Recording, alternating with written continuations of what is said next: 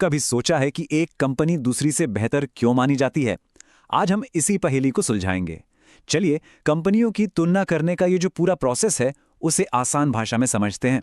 अच्छा, चलिए एक सवाल से शुरू करते हैं। मान लीजिए एक कंपनी 10% प्रॉफिट कमाती है, तो ये अच्छी बात है या बुरी? थोड़ा सोचिए। इसका जवाब उतना सीधा है नहीं जितना लगता है।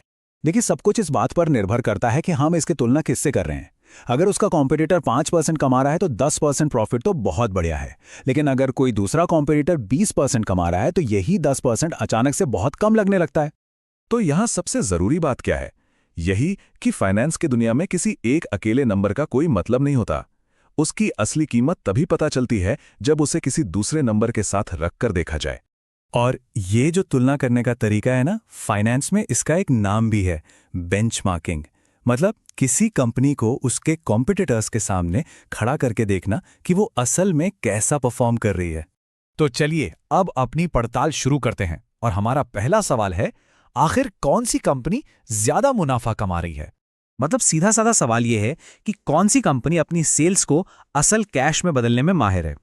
इसका जवाब जानने के लिए हमें दो चीजें देखनी होती हैं। पहला है ग्रॉस मार्जिन, यानी कौन अपना सामान सस्ते में बना लेता है।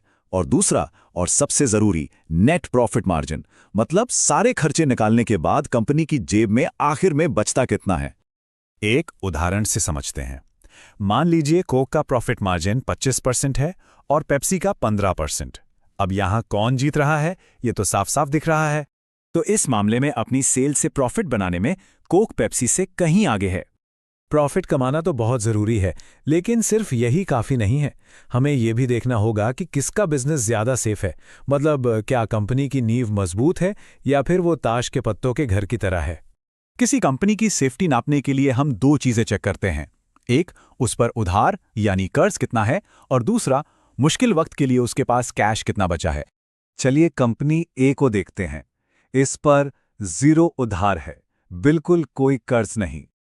और अब देखिए कंपनी बी को, जिस पर अच्छा खासा लोन है। फर्क एकदम साफ है ना? कंपनी ए ज्यादा स्टेबल है और उसमें रिस्क भी कम है। अच्छा, तो हमने प्रॉफिट देख लिया, सेफ्टी भी देख ली। अब बारी है स्पीड की। चलिए पता लगाते हैं कि अपने काम में कौन ज्यादा तेज और फुर्तीला है। इसका सीधा सा मतलब है कि कौन सी कंपनी अपने पास मौजूद चीजों का, जैसे कि पैसा और मशीनरी, सबसे बेहतर इस्तेमाल करके ज्यादा काम निकाल पाती है। ये जानने के भी दो आसान तरीके हैं। पहला, एसेट टर्नओवर, यानी वो अपनी मशीनों से कितनी सेल्स जनरेट करते हैं। और दूसरा, इन्वेंट्री टर्नओवर, यानी वो अपना गोदाम में पड़ा माल कितनी जल्दी बेच पाते हैं। इसको समझने का सबसे अच्छा उदाहरण है इन्वेंट्री। सोचिए, अमेज़न को अपने वेयरहाउस में रखा सामान बेचने में कितने दिन लगते होंगे? जवाब है सिर्फ 15 दिन। है ना कमाल की बात? ये बहुत ही तेज रफ्तार है।